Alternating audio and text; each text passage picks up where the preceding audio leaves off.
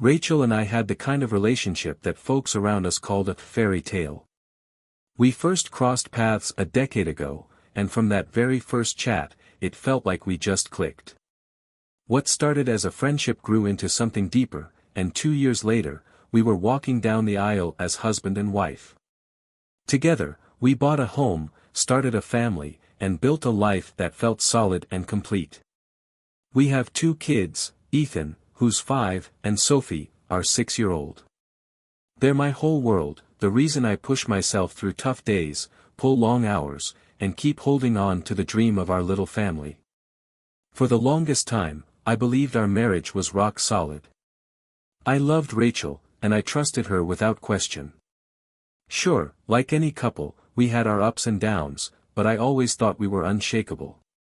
But over the past year, little things started creeping in, small changes that I either ignored or shrugged off. Maybe I was lying to myself, choosing to focus on what I wanted to believe instead of facing the cracks that were slowly forming beneath the surface. At first, it was subtle, small shifts in how she acted. Rachel started coming home later than usual, offering vague reasons about staying late at work or helping a colleague with a big project. The first few times, I didn't give it much thought. Work can get hectic, and sometimes you need to stay late to wrap things up. I've been there myself. But then her late nights became more common, stretching to 3 or 4 times a week. I'd catch myself sitting by the window, staring into the dark, waiting for her headlights to appear in the driveway, hoping she'd be home soon. When she finally did come back, she often seemed distant, tired, or even a little annoyed if I asked how her day had been. At first, I didn't push.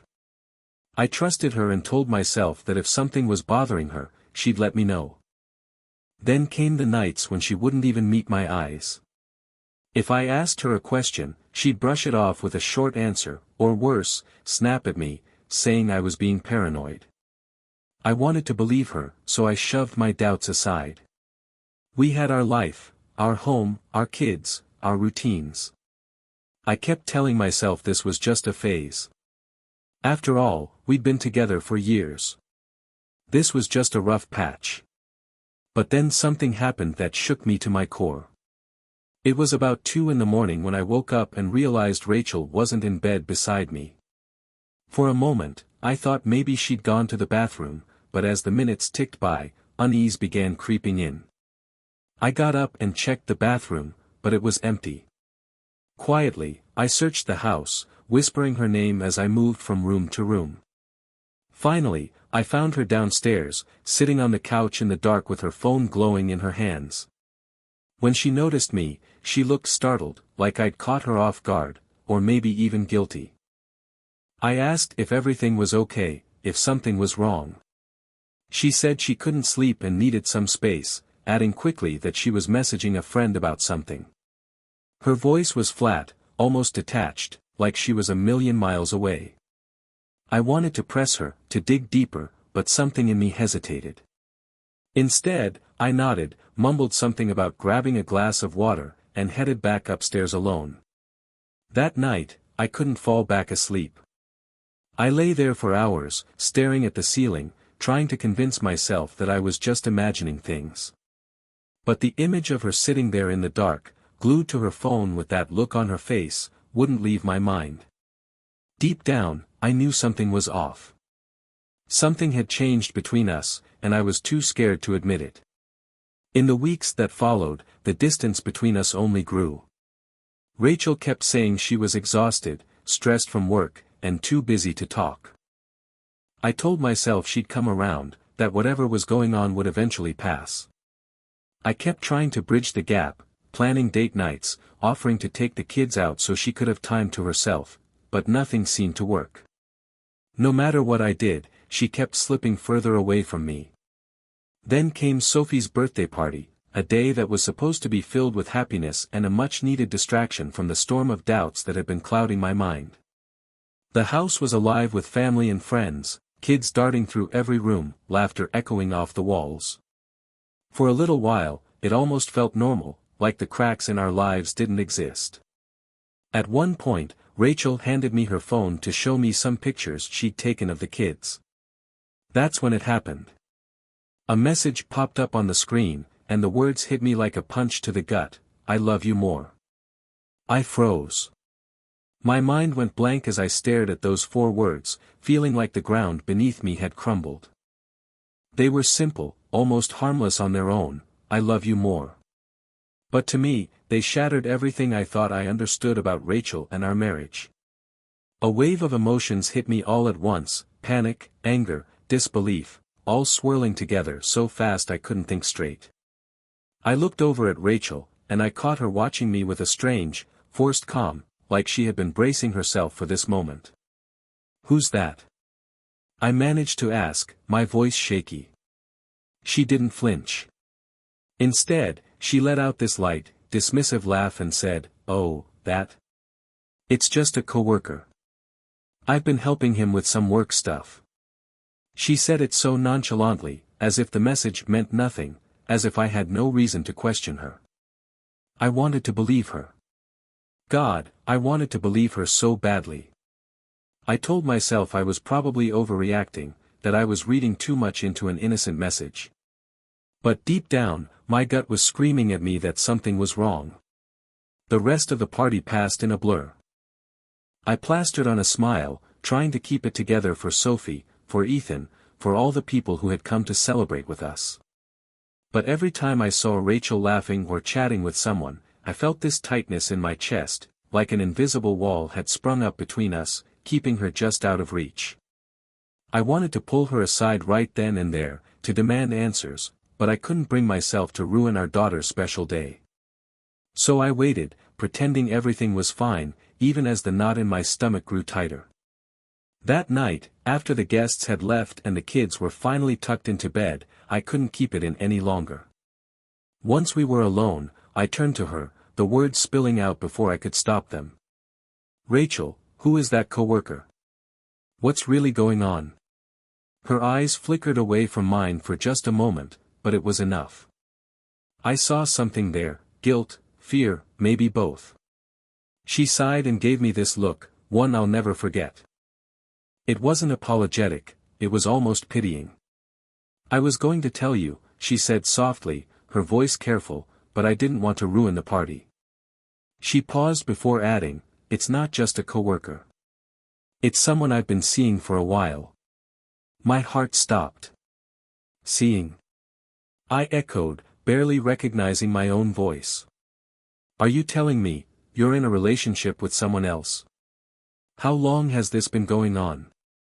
She dropped her gaze, refusing to look at me. "About 6 months," she said quietly, like she was confessing to forgetting an appointment instead of breaking my heart. I stood there, frozen, struggling to process what she had just said. 6 months. For 6 months, she had been lying to me, keeping this secret, all while pretending everything was fine. I wanted to shout, to demand answers, to make her explain why. But when I opened my mouth, the only word that came out was, "Why? Why would you do this? We have a life together, Rachel. We have kids. We're a family." She shrugged, her face eerily calm. "I didn't mean for it to happen. We started as friends, and then, I don't know, it just happened. I felt something I hadn't felt in a long time." Her voice was so matter-of-fact, so detached, like she was explaining the weather. And then, as if to twist the knife further, she added, "You haven't been there for me. You're always busy, focused on work, the kids. I needed more." Her words sliced through me, sharper than any knife. I stood there, stunned, as the weight of her betrayal crushed me. I couldn't believe what I was hearing. I had given everything for her and for our family. Sure, I worked long hours, but it was for us, for our home, for the kids, for the life we'd built.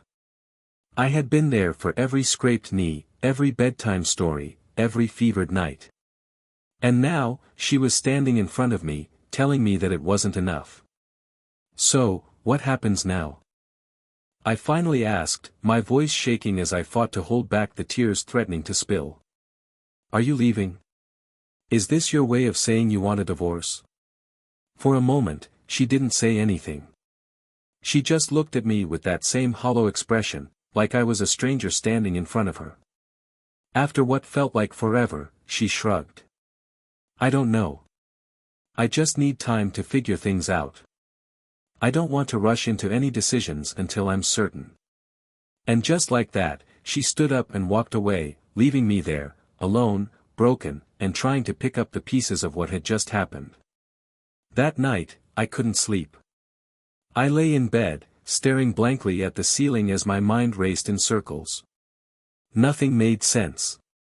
I kept replaying our conversation, searching for answers, trying to understand how the woman I loved had turned into someone I didn't even recognize.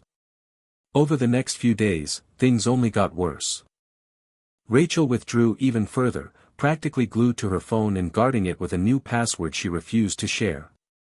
Anytime I tried to talk about us, about what we were going through, she'd get defensive. She accused me of overreacting, of trying to control her, even of being too possessive. Her words felt like daggers, cutting deeper with every argument. None of it was true, but she made me feel like I was the problem. Eventually, I reached my breaking point. One night, when she was asleep, I started digging. I combed through our phone records and noticed unfamiliar numbers, long calls at strange hours. I checked our shared Google Photos and found pictures she had saved that I'd never seen before. Intimate pictures. Photos a wife should only share with her husband. And in one of them, I spotted something that made my stomach turn, a man's hand wearing a bracelet I didn't recognize, resting next to her on the bed in our beach condo. That discovery hit me like a sledgehammer. The condo had always been our retreat, our sanctuary away from the chaos of life. Now, it felt tarnished, its memories poisoned by betrayal. I confronted her again, this time armed with proof. I expected denial, maybe even an attempt at damage control. But instead, she just shrugged. You drove me to it, she said flatly. If you'd paid more attention to me, I wouldn't have needed to find it somewhere else. Her words echoed in my mind, twisting everything I thought I understood about our marriage. How could she stand there and put the blame on me? I had been there every single day, holding our family together, taking care of the kids, working to provide the life we'd built. And somehow, in her mind, it was my fault she had chosen to betray us. That night, lying awake yet again, I realized the woman I thought I had married, the Rachel I had loved and shared my life with, was gone. In her place was someone I didn't recognize, someone who seemed indifferent to the pain she was causing, as if the damage she left behind didn't matter. As the days turned into weeks, our home became a cold, lifeless shell. We still lived under the same roof, but it felt like I was sharing the space with a stranger. Rachel was distant and unbothered, as though my pain and the chaos she had unleashed were just inconveniences she could brush aside. She barely acknowledged me, barely interacted with the kids, and carried on as if nothing had happened. It was like she had decided that our marriage, our family, was disposable. I couldn't stop replaying her words in my mind, over and over, trying to figure out where it had all gone wrong. One night, unable to hold it in any longer, I confronted her again.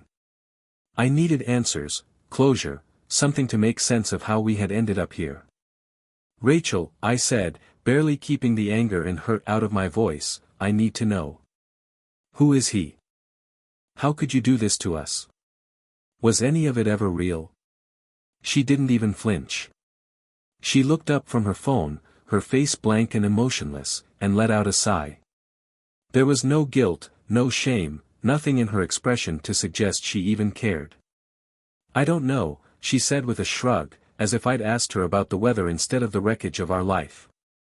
It's nobody you know, she said flatly, crossing her arms like she was bored out of her mind. And honestly, I'm tired of having this conversation. You're just making everything harder than it needs to be. Harder? I repeated, the disbelief thick in my voice. My entire life was unraveling, and here she was, acting like I was the one turning it into a problem. Rachel, I have every right to ask. We built a life together, a family. We have kids. You can't just walk away from all of that like it means nothing. She looked at me then, and for a fleeting moment, I thought I saw something in her eyes, a flicker of emotion, though it felt more like annoyance than anything else. You're the one who can't let go, she said sharply, her words like a slap to the face. People change, okay? We're not the same people we were when we got married. And I haven't been happy for a long time. Maybe if you'd been paying attention, you'd have noticed. Her words crushed me. All these years, I had believed we were building something strong, something that mattered. And now, she was telling me that none of it counted, because she wasn't happy. As if that was enough reason to destroy everything we had worked so hard for. So, what's your plan? I asked, my voice trembling. Are you just going to leave us? Walk out on your family? She gave me a smirk, one of those cold, condescending looks that had become her go-to lately. I'm not walking out on anyone, she said casually. But if you can't handle the truth, maybe we should take some time apart. Maybe then you'll see that holding on to this isn't helping anyone. Her words left me stunned, unable to comprehend how easily she was talking about breaking apart our family. She stood there, treating the end of our marriage like it was some casual choice she could make on a whim. I didn't recognize this woman, this wasn't the Rachel I had married. In the weeks that followed, things spiraled even further. Rachel became more secretive, more distant. I spent countless nights lying awake, my mind racing with questions I couldn't answer. Where was she? Who was she with? What lies was she telling? It felt like I was haunting my own life, watching everything I'd worked so hard to build crumble around me. And through it all, she remained indifferent, cold, detached, as though none of it had any impact on her. One night, I found myself sitting alone in the living room, flipping through old photo albums. I wasn't even sure why I'd pulled them out, maybe I was looking for proof that what we had was real, that the life we'd shared hadn't been a complete lie. I found pictures from years ago, back when we were just two kids in love, before life's responsibilities started to weigh us down. There was a photo of us on our first trip together, laughing on the beach, our fingers intertwined. We looked so happy, so full of hope. I barely recognized those people. I didn't hear her come in. Suddenly, she was standing there, watching me with that same blank expression she'd been wearing for weeks. What are you doing? She asked, her tone filled with boredom, like I was wasting her time. Just looking at old pictures, I said quietly, unable to hide the pain in my voice. Back when things were different. When you cared. She rolled her eyes, a gesture that stung more than I wanted to admit. You're stuck in the past, she said flatly. People change. You're holding on to this fantasy version of us that doesn't exist anymore. Her words hit me hard, but deep down, I knew she was right. The woman I'd fallen in love with, the one I thought I was building a life with, wasn't here anymore. The person standing in front of me, looking at me like I was a stranger, wasn't the Rachel I had married. That night, I made a decision. I couldn't keep living like this, clinging to something that was already gone. I needed the truth, no matter how much it hurt. If Rachel wasn't going to give me answers, I'd find them myself. I started watching her more closely, paying attention to when she left the house and how long she was gone. I combed through phone records, checked our shared bank accounts, anything that might give me a clue about where she was spending her time and who she was with. It felt wrong, like I was betraying the very trust one was trying to protect, but I was desperate. I needed answers. I needed closure. I needed something, anything, that could help me make sense of the wreckage of my life. After weeks of watching, waiting, and piecing together fragments of her life, I finally found what I was looking for. One evening, while Rachel was out, meeting a friend, I managed to access her social media messages, something she thought she'd hidden well enough to keep me out. And there it was, staring back at me in stark black and white, messages from a guy named Adam. The words burned into me, how much he missed her, how he couldn't wait to see her again.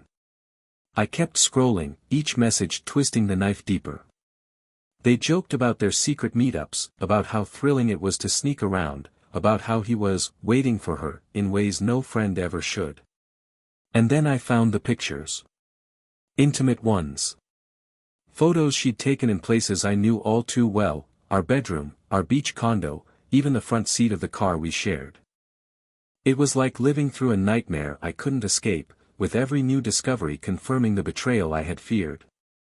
When Rachel came home that night, I was ready. My heart was pounding, my hands trembling, but I forced myself to stay calm. This was it, the moment I had been waiting for, when I would finally confront her with the truth she'd been hiding.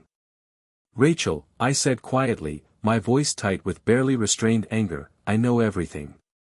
I know about Adam. The messages. The pictures. All of it." For the first time in what felt like forever, her expression changed. Her usual cold detachment faltered, and for a brief moment, I saw something like surprise flicker across her face. But just as quickly, she shrugged, her composure snapping back into place. "Fine," she said flatly. "If that's what you wanted to know, now you know." I stood there, stunned. I had braced myself for a lot of things, tears, excuses, maybe even denial. But not this. Not the indifference. Not the complete lack of remorse. She looked at me as though the years we'd spent together, the life we'd built, meant absolutely nothing. "Why?" I choked out, my voice breaking. "Why would you do this? Did any of it mean anything to you?" She rolled her eyes, her expression hard and dismissive. "I don't owe you an explanation," she snapped. "People change. I'm tired of pretending. If you want a reason, just look in the mirror. You're boring, Daniel. Predictable. Always clinging to something that's been dead for years." Her words hit me like a slap, each one sharper than the last. I couldn't believe what I was hearing, the coldness, the cruelty. It was as if she took some perverse satisfaction in watching me fall apart. That night, I couldn't bear to be near her. I slept in the guest room, staring at the ceiling and trying to come to terms with what had just happened. The woman I had loved, the one I thought I knew, was gone. In her place was someone I didn't recognize, a stranger who seemed to take pleasure in my pain. After that night, everything changed. The pretense of a relationship was gone. Rachel and I became nothing more than two people living in the same house. The betrayal hung between us like an open wound, raw and festering, and every day that passed only deepened the pain. Rachel didn't seem to care. She carried on with her life, coming and going as she pleased while I stayed home with the kids, trying to salvage what little remained of our family. The worst part was the way she looked at me, like I was an inconvenience, something she'd outgrown. Her indifference was worse than the betrayal itself. One evening, after dinner, I tried to have a conversation with her. I wanted to talk about us, about the kids, about how we could move forward, even if that meant separating or seeking counseling. But before I could get the words out, she cut me off. "Why do you keep doing this, Daniel?" she said, rolling her eyes in exasperation. "This isn't some dramatic movie. People fall out of love. It happens. You need to stop dragging me into these talks like it's going to change anything. It's pathetic. Pathetic." That's what I had become to her. I stared at her, unable to believe the contempt in her voice, the disdain in her eyes. This was the woman who had once looked at me with love and admiration, now sneering at me like I was beneath her. In that moment, I realized there was no saving this. Whatever we'd had, she had abandoned it long before I'd even noticed. The days crawled by in an endless, miserable loop. I'd get the kids ready, head to work, come home, and repeat the whole routine again. Rachel barely spoke to me unless it was to toss out another biting comment or dismiss any attempt I made to talk about our future. I confided in a handful of people, close friends, my sister, even my parents, and every one of them urged me to leave, to take the kids and start over. But I just couldn't bring myself to do it. Some part of me, stubborn and desperate, held on to the hope that somewhere deep down, the woman I loved still existed. Then, a few months after our initial confrontation, something happened that shattered any illusions I had left. One morning, while Rachel was in the shower, I was cleaning up after breakfast and packing the kids' lunches. Her phone buzzed on the table, lighting up with a notification. Without thinking, I glanced at the screen. The message was from Adam, and it read, "Can't wait for our weekend together. Missing you already." The anger hit me like a freight train, raw and immediate. I stood there, gripping the counter, trying to steady myself. The audacity of it all, this blatant betrayal, happening right in front of me, in our home, while our kids were only a few feet away, was too much to bear. It felt like she wasn't just cheating but flaunting it, daring me to react. When she came out of the shower, I was waiting for her in the hallway, her phone in my hand. She didn't flinch. In fact, she rolled her eyes, as if I were a child throwing a tantrum over something trivial. "You left your phone on the table," I said, my voice trembling with barely contained rage. "Adam texted you." She snatched the phone out of my hand, her glare sharp and dismissive. "Seriously, Daniel? Snooping through my phone now? You're acting like some jealous teenager. It's pathetic." "Pathetic?" My voice rose despite my efforts to stay calm. "You're carrying on an affair, tearing this family apart, and you don't even have the decency to hide it." Her face remained cold, her tone laced with irritation. "Destroying our family? Don't be so dramatic, Daniel. The only reason this is hard is because you refuse to let go. I've been over this for a long time. You're the one making it messy." I took a step back, stunned at the sheer cruelty in her words, at how completely unbothered she seemed. "We have kids, Rachel. A life we built together. And you're just done with it?"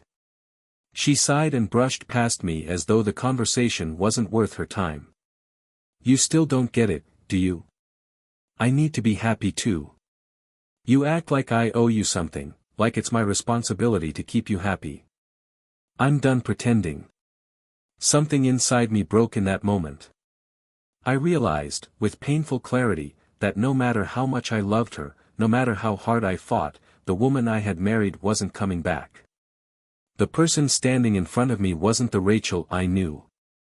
She was someone else entirely, someone who looked at me, at our children, as obstacles standing in the way of her happiness.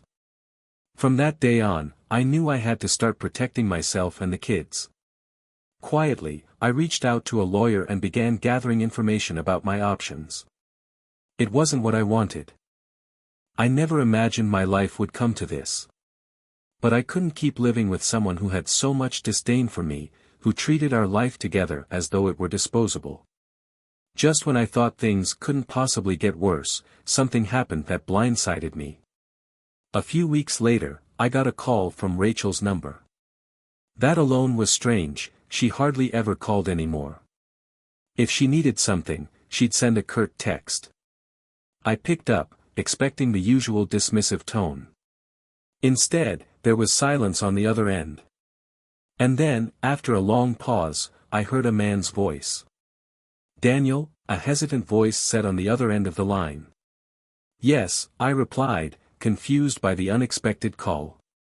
"This is Adam," he said, pausing awkwardly as if trying to find the right words. I wasn't sure how to reach you, but I felt like you needed to know something. I didn't want to be the one to tell you, but it's important." My stomach churned. Of all the things I expected, a call from him was the last.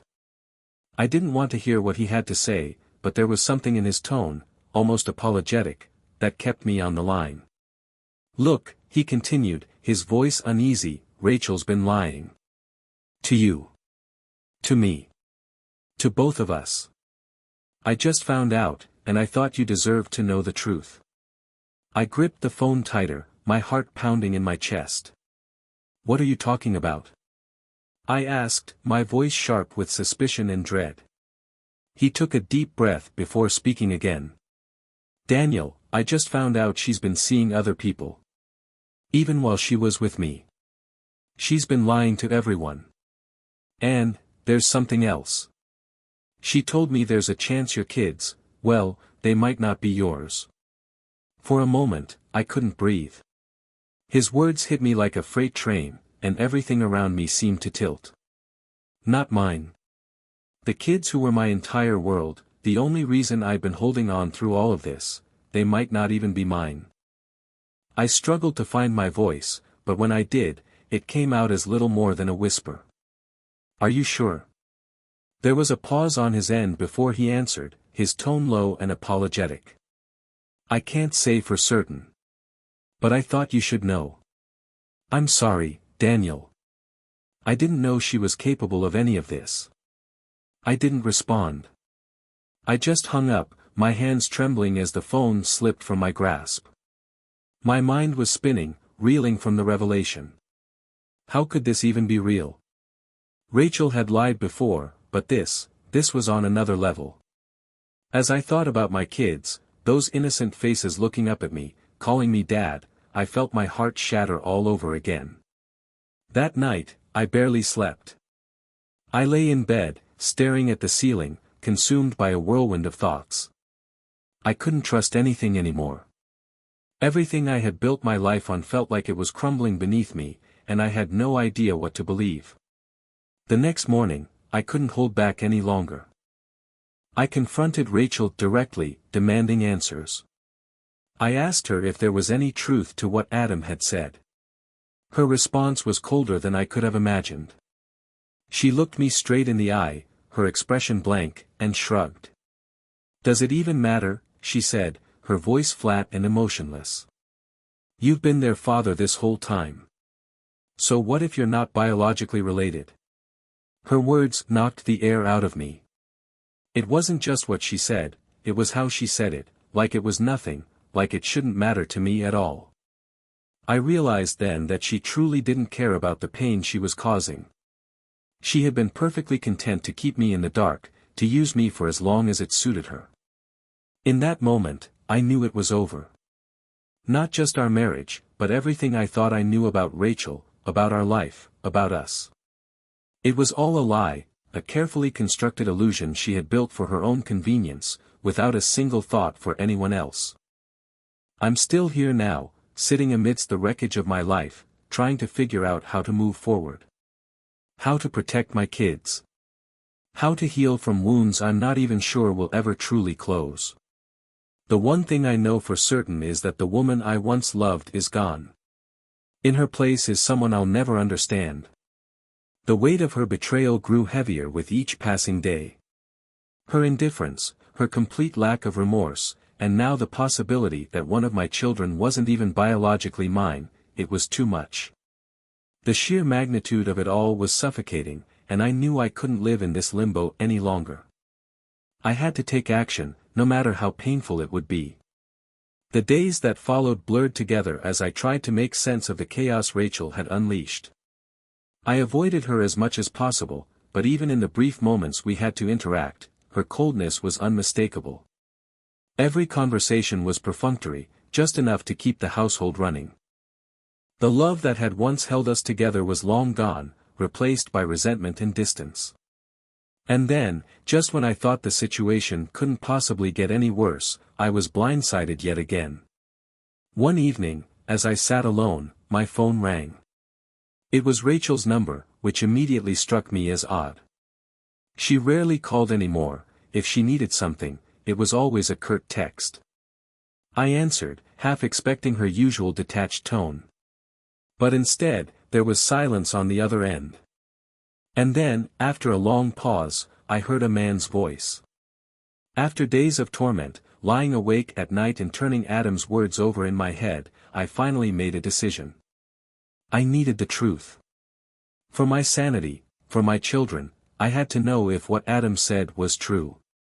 With shaking hands, I ordered a DNA test kit, feeling a crushing weight of guilt as I filled out the paperwork. It felt like I was betraying the love I had for my kids, but I knew I couldn't move forward without answers. When the kit arrived, I left the package on the kitchen counter, too drained to hide it. Rachel spotted it almost immediately. She let out a sarcastic laugh, folding her arms as she leaned against the counter. "Really, Daniel?" she said, her voice dripping with disdain. "You're actually doing this?" I met her gaze, my tone steady even as anger simmered inside me. "Yes," I said firmly. "I deserve to know. After everything you've done, this is the least you owe me." She shrugged, clearly unbothered. "Fine. Do whatever you want. But don't expect me to care about your little quest for the truth." Her indifference stung, but I didn't let it show. I'd long since learned that trying to appeal to her humanity was pointless. The woman I had once loved, the one I thought I'd build a life with, was gone, replaced by someone who seemed to thrive on my pain. That night, I carefully collected the samples and prepared to send them off. As the house grew quiet, I sat alone, staring down the hall at Ethan and Sophie's rooms. Those rooms were filled with years of memories, bedtime stories, giggles, and whispers of love. The thought of losing even a part of that connection felt like it might tear me apart. I didn't know how I'd cope if the results confirmed my worst fears. The 2 weeks it took for the results to come back felt endless. Rachel carried on as if nothing had changed, her behavior as cold and detached as ever. She left the house for hours, sometimes staying out all night without a word. Whenever I asked where she'd been, she rolled her eyes and muttered, "It's none of your business." Each time, her words hurt a little less. I was starting to accept the reality, she wasn't my partner anymore. We were just two strangers sharing a roof. When the results finally arrived, I stared at the email notification in my inbox, my hands trembling as I clicked it open. My heart pounded with a mix of dread and fragile hope, each beat loud in my ears. I braced myself, telling myself that no matter what the results said, I would still love Ethan and Sophie. They were my children in every way that mattered. The results confirmed that Sophie was mine. Relief washed over me, a weight lifting from my chest. But then I saw Ethan's result, exclusion of paternity. I froze, staring at the words as though they might rearrange themselves if I looked long enough. I reread the line over and over, hoping it was a mistake. But it wasn't. The test was clear, Ethan wasn't biologically mine. A tidal wave of emotions crashed over me, leaving me breathless. I thought about every moment I'd spent with him, the bedtime stories, the scraped knees, the games we'd played, the nights he'd fallen asleep on my shoulder. He was my son in every way that mattered. Yet the confirmation that he wasn't biologically mine felt like a betrayal so deep, I couldn't put it into words. I sat alone for hours, trying to process the truth. Anger, grief, heartbreak, and a profound sense of loss overwhelmed me. I didn't know how to move forward. All I knew was that my life would never be the same again. When Rachel came home that evening, I was waiting for her. She walked through the door with her usual air of indifference, barely glancing at me as she set her things down. But this time, I couldn't stay silent. "I got the DNA results," I said, my voice shaking with barely contained fury. "Sophie is mine. But Ethan, he isn't." For the first time in what felt like forever, I saw something flicker in her eyes, guilt, maybe even fear. But just as quickly, she shrugged it off, crossing her arms defensively. "So what?" she said, her voice icy and dismissive. "You've been his dad this whole time. Does it really matter? Does it matter?" I snapped, a surge of rage boiling up inside me, hotter than anything I'd ever felt. "You lied to me, Rachel. For years, you let me live a lie, believing he was mine. You stole the truth from me, the choice to know my own family." She rolled her eyes as if my words were nothing more than a mild annoyance. "God, you're so dramatic, Daniel. I didn't plan this, okay? It just happened. You were too busy with work, too wrapped up in your own life to notice. And Ethan loves you. You've always been his dad. Why are you blowing this out of proportion?" Her words cut deeper than any wound. She spoke like none of it mattered, like my pain was just another inconvenience she had to deal with. For the first time, I saw her clearly, no illusions, no excuses, just a selfish woman who cared about nothing but herself, no matter who got hurt along the way. "This is it, Rachel," I said, my voice quieter than I expected but heavy with finality.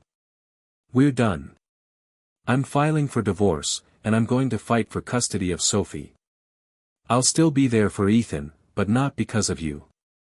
Never because of you."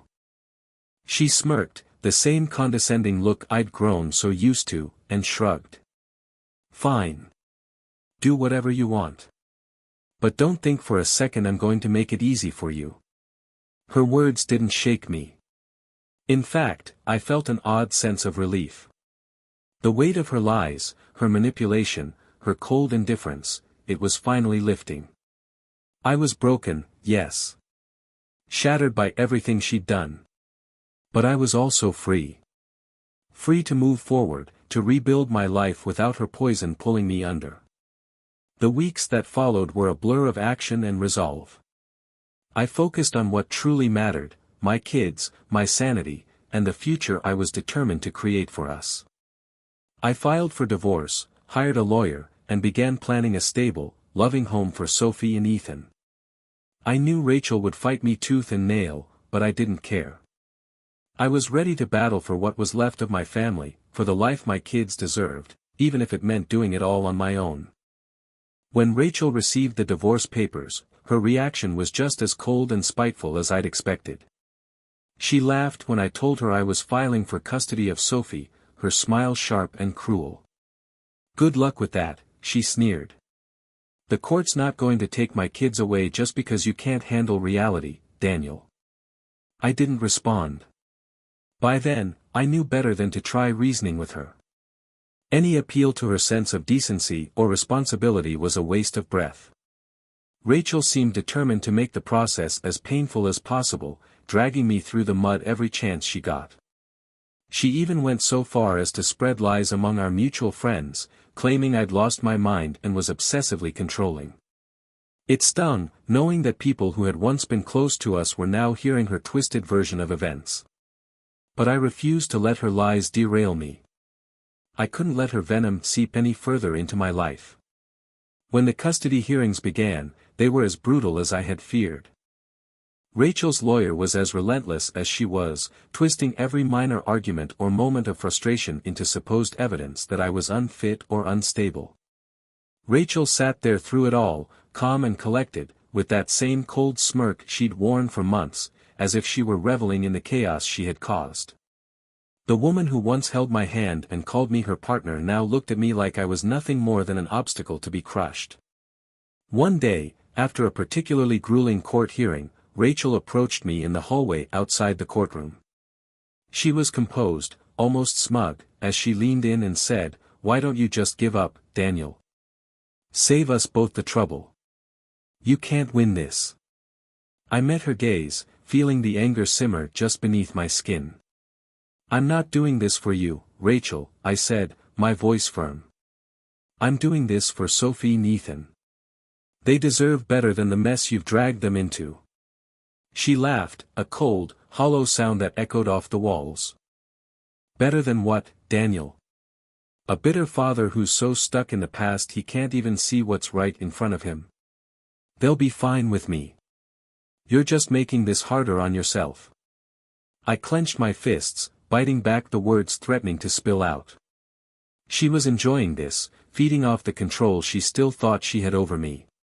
But I wasn't going to give her that satisfaction. Without another word, I turned and walked away, refusing to let her see the pain she had caused. In the weeks that followed, I poured everything I had into being the best father I could be.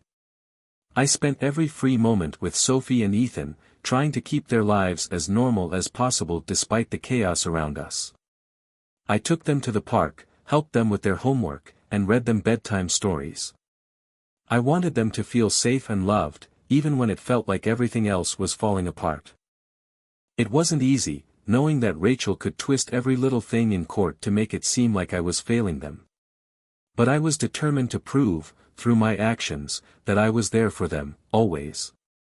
One evening, as I was tucking Sophie into bed, she looked up at me with her big, innocent eyes and asked, "Daddy, why is Mommy always mad at you?"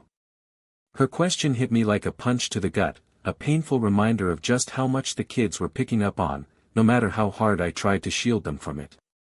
I took a deep breath, searching for the right words. "Sometimes grown-ups have a hard time getting along," I said softly, brushing her hair back. "But I want you to know that I love you and Ethan so much, and I'll always be here for you. No matter what." She seemed satisfied with my answer, nodding before reaching up to hug me tightly. I held her close, feeling the weight of everything I was fighting for. This was why I couldn't give up, no matter how hard Rachel made things. The court battles dragged on, each hearing feeling like another uphill climb. Rachel's lawyer threw every accusation they could think of at me, painting me as controlling, emotionally unstable, and even unfit to be a father. But through it all, I held on to the truth, and I held on to my love for my kids. That was what kept me standing, even on the days when I felt like I had nothing left to give. One day, during an especially heated hearing, Rachel's lawyer presented a new tactic. They claimed the DNA test and its results had traumatized me, arguing that my obsession with paternity proved I was emotionally unstable. I felt my fists clench as the anger flared, but I forced myself to stay calm. I couldn't let them see me crack. When it was my turn to speak, I faced the judge directly, my voice steady despite the storm inside me. "Yes, I took a DNA test," I admitted, "and yes, I was devastated by the results. But that doesn't change how I feel about my kids. Ethan and Sophie are my children. I've been there for them every single day of their lives, and I will continue to be there for them, no matter what." I could feel Rachel's cold gaze on me, but I refused to let her presence shake me. This wasn't about her anymore. It wasn't even about me. It was about Sophie and Ethan, their happiness, their stability, their future. I was fighting for them, and I wasn't going to let anyone take that away. When the hearings finally came to an end, I felt a mix of exhaustion and relief. I had poured everything I had into this fight, knowing what was at stake. The judge ruled in my favor. I was granted primary custody of Sophie and joint visitation rights for Ethan. It wasn't the complete victory I had dreamed of, but it was enough to start rebuilding, enough to give my kids the love and security they deserved. For the first time in what felt like forever, I saw a glimmer of hope for the future. The look on Rachel's face when the judge announced the ruling is something I'll never forget. Her smug confidence cracked, replaced by anger and frustration. She tried to mask it, but I saw the way her jaw tightened, the way her eyes narrowed as the realization hit her, she hadn't won. For once, she wasn't in control, and it was clear she hated every second of it. When the court proceedings wrapped up, I walked out of the courthouse feeling something I hadn't in a long time, peace. It was bittersweet. Winning primary custody of Sophie and joint visitation for Ethan wasn't everything I wanted, but it was enough. It was a victory that gave me the chance to start fresh, to rebuild a life where my kids could feel secure and loved, free from Rachel's chaos. That evening, I sat on the couch with Sophie and Ethan, watching a movie. As I looked at their faces lit up by the screen, I felt a spark of something I hadn't in months, hope. The pain of Rachel's betrayal still lingered, but it no longer controlled me. We had a long road ahead, but for the first time, I believed we'd be okay. In the weeks that followed, I focused on creating a new routine for me and the kids. We moved into a modest but cozy house close to their school. It wasn't much, but it was ours, a space where we could start over, free from Rachel's shadow. Sophie loved decorating her new room with bright colors and posters of her favorite animals. Ethan, quieter and more reserved, adjusted slowly, but I could see him beginning to settle in. Every night, I tucked them into bed, making sure they felt safe, loved, and secure. Rachel stayed distant, honoring her visitation schedule with Ethan but making no effort to push for more. Honestly, I was relieved. Her absence gave me the space I needed to heal and focus on what mattered most, my kids. I refused to dwell on the wreckage she left behind. Instead, I poured all my energy into building a better life for us. One night, as I tucked Sophie into bed, she looked up at me and asked, "Daddy, are we going to be okay?" Her question stopped me in my tracks, but I smiled, feeling a warmth I hadn't felt in a long time. "Yes, sweetheart," I said softly, stroking her hair. "We're going to be more than okay. We're going to be happy." And for the first time in what felt like forever, I truly believed it. We'd been through so much, but we had each other. That was enough. Months turned into years, and little by little, we began to thrive. The laughter returned to our home, and the shadows of the past slowly faded as we embraced the future. I focused on being the best father I could be, making sure Sophie and Ethan knew they were deeply loved. There were still tough days, moments when the memories of Rachel's betrayal would creep back, but I learned to let go of the pain and focus on the present. Eventually, I began to open my heart to the possibility of love again. It wasn't something I had planned, but life has a way of surprising you. I met Hannah, a kind and thoughtful woman who understood my scars without trying to erase them. She respected my role as a father and never pushed me to move faster than I was ready for. With her, things felt natural, unforced. Hannah became part of our lives slowly and gently. She bonded with Sophie and Ethan in a way that didn't feel like she was trying to replace anyone. Instead, she brought a quiet stability and kindness that we all needed. Watching her with my kids, seeing the way she cared for them, I realized I had found something I thought I'd lost forever: hope for a brighter future. One evening, as we sat on the porch watching Sophie and Ethan chase fireflies in the yard, Hannah turned to me with a warm smile. "Daniel," she said softly, "you've been through so much, but you're an incredible father. Your kids are lucky to have you." Her words touched something deep inside me, and I felt the corners of my mouth lift into a smile. "Thank you, Hannah," I said, my voice steady. "I never thought I'd get here, but now I know that everything I went through, no matter how hard, led me to this." As the sun dipped below the horizon, painting the sky in soft hues of orange and purple, I felt a sense of peace I hadn't known in years. The wounds Rachel left would always be a part of me, but they no longer defined me. I had found love again, not just with Hannah, but with myself, with my kids, and with the life we were building together. Looking back now, I see the journey as a testament to resilience, to the power of healing, and to the strength of love. I'll never forget the pain, the betrayal, or the heartache, but they no longer consume me. I am a father, a partner, and a man who found his way back to himself. If I could offer advice to anyone facing the kind of heartbreak I endured, it would be this: don't let the pain define you. Don't let it consume you. There is life after betrayal, and there is love after loss. Keep moving forward, one step at a time. Healing is hard, but it's worth it. And on the other side, you'll find a life worth living, one filled with love that's real, honest, and true. Because life moves forward, and so does love.